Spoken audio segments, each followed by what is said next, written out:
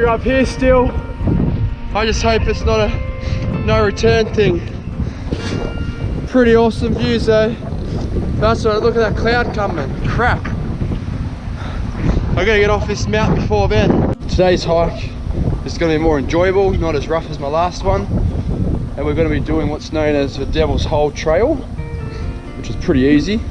And I'm gonna try and navigate myself and climb what they call Black Billy's Head. And that's one of the known passes of Narrowneck.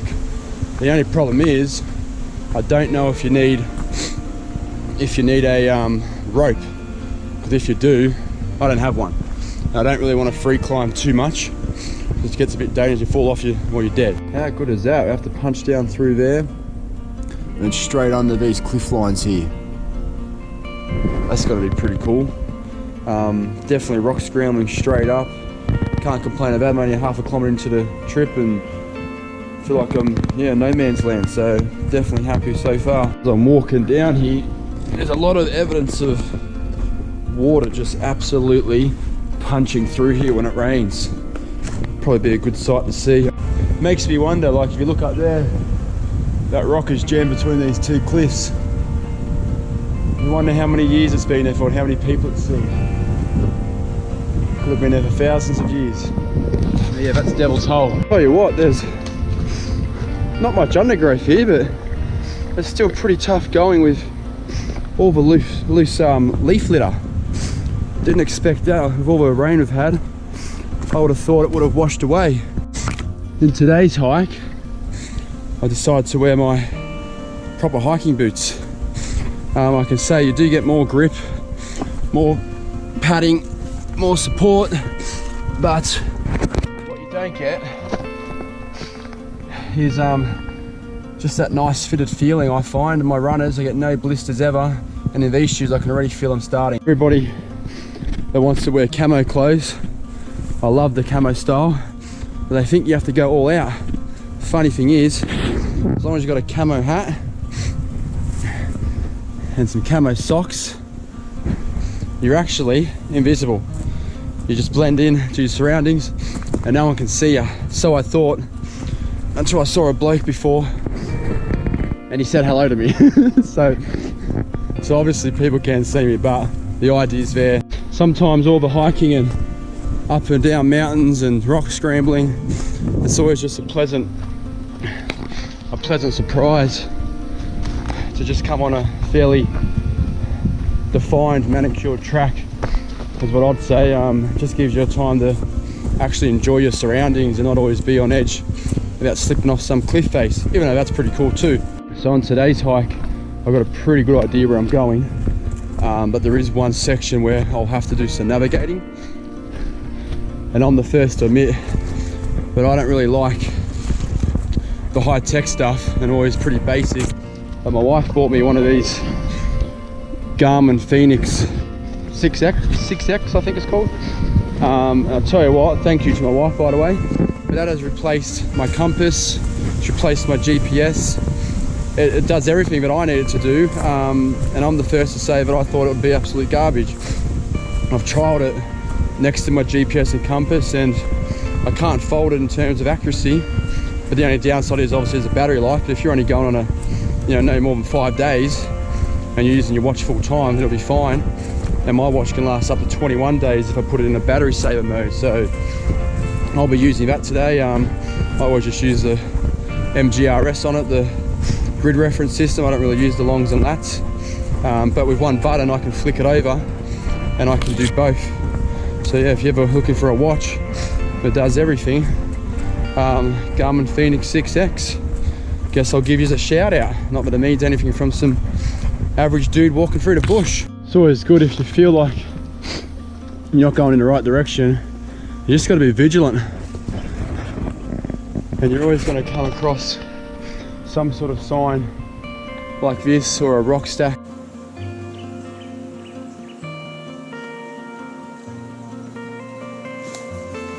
Just made it out of the exit of the Devil's Hole Trail. It's only about, to be honest, a kilometre long. And now the only downside is I've got to walk along this fire trail for about 7 kilometres to try and get to You see in the background there, those cliffs. So that's the only bit I hate, is just a standard old fire trail. It's not enjoyable, but unfortunately you can't drive out here. It's all foot traffic only, so you gotta just put the effort into to get to the better tracks. Can't even bring a push bike down here. Guessed it, we're still on this bloody fire trail. Not bad scenery though. I'm now walking south along the Narrow Neck Peninsula. I've done 4.5k. I've got about another 4 kilometers before I'll have to refer to the map and make sure we can navigate to the right point so we don't miss our mountain climb to get to Black Billy Head. Bit of a river crossing.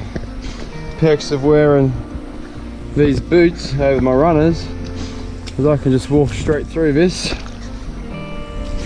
and my boots keep my socks nice and dry.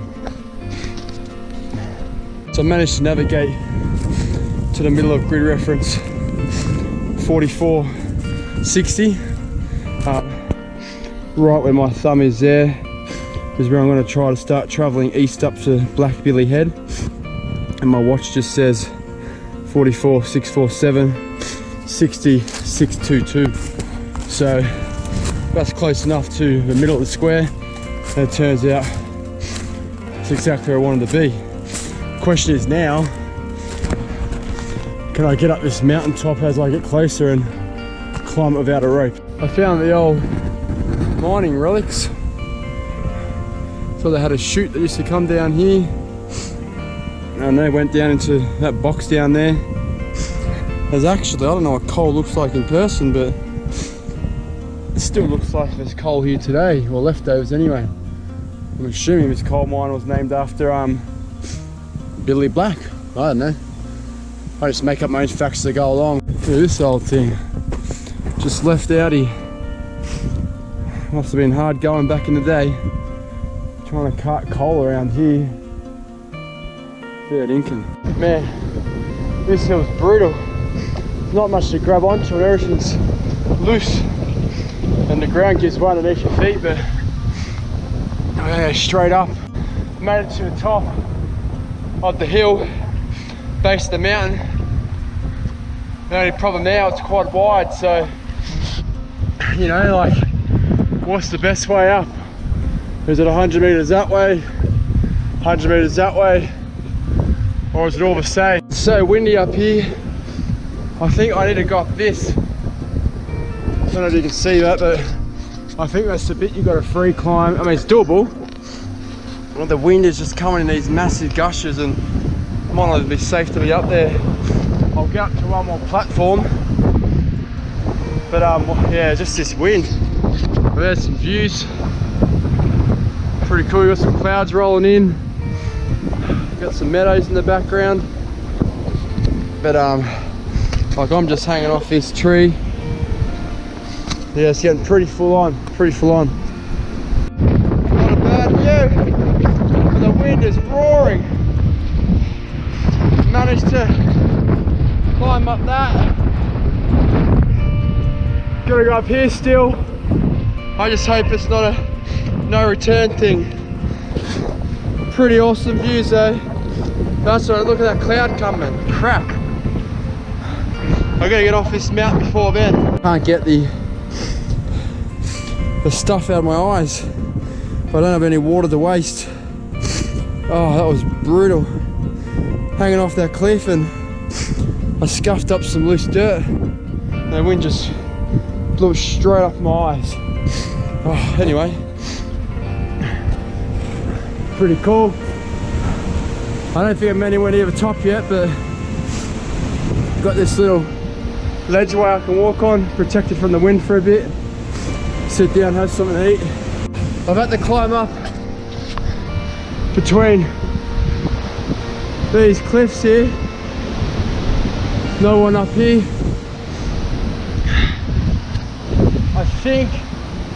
I think that might be a top. So that's really good, if it is. If it's not, you'll hear me swearing.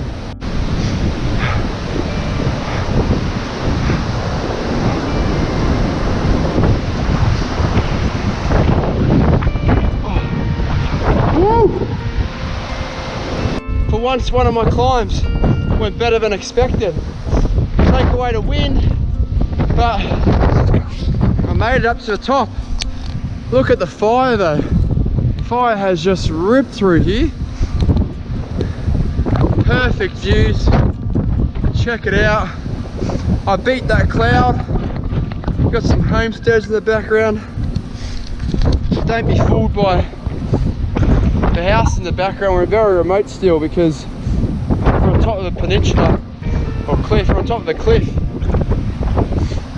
and I've got a lot of bush bashing to go still, and I'm not going back down there. The only advantage of this being burnt to me is I read an article that the last person that came through here got absolutely ripped apart from all the trees trying to get through, so hopefully I'll get through a lot easier. See why the bloke that I read about got cut open here.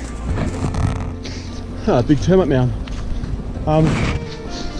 It's just really hard to find the way through without getting stabbed by sticks, and it's certainly not a track that I'm on. Nobody really comes out here, so you got to zigzag your way through. The only problem with that is it takes a lot more time and you lose your bearing. Even though bush bashing can be fun, it depends on the trees you're bush bashing through. These are all these crappy banksia trees and wattle trees, and their branches are just so stiff and strong. It's like getting jabbed with knives. So it's not enjoyable doing this sort of bush bashing.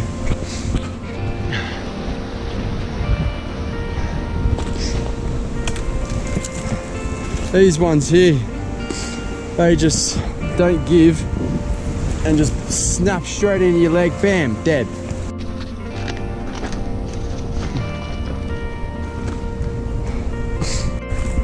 I can see where I want to go to, but getting there seems to be impossible in a straight line anyway. I want to go this way, but I keep getting fed up this way, but I don't want to. Gonna have to go around. Oh man, getting caught up on everything. Just when I thought all my cliff climbing was done, come across this. Go straight down. I think that's gonna be a big old bog hole section down there, so hopefully not, because I don't plan on going marching through some marshes. Came across an unexpected stream between two mountains. It's only a little one, but look how clean that water is. It's getting filtered for all this grass and root system, and I know for a fact this water is coming from the top of the mountain, not a township, so you wouldn't have to filter this. You just drink it straight out how it is. You always know you've done a good job and paid off doing some slower walking and navigating when you come upon the track you're after. So according to my watch, that was 1.5 kilometers of bush bashing. That was absolutely horrendous. I'll tell you what, I know I keep going about these fires, but I would not say do that hike if everything was grown. It would almost be impenetrable. You would not have fun at all, and I also wouldn't do it in the heat. There would be so many snakes out there. Not the snakes that are a real concern, they normally take off, but you wouldn't want to run the risk of just being stuck out there and getting bitten by one because you didn't see it. It was so thick. That little cliff line you can see in the backdrop, that's Blackbilly Head, and that's what I just climbed. So if anyone's interested, it's definitely doable without a rope. You just got to have a bit of rock climbing skills. But yeah, Blackbilly Head, consider yourself done without a rope.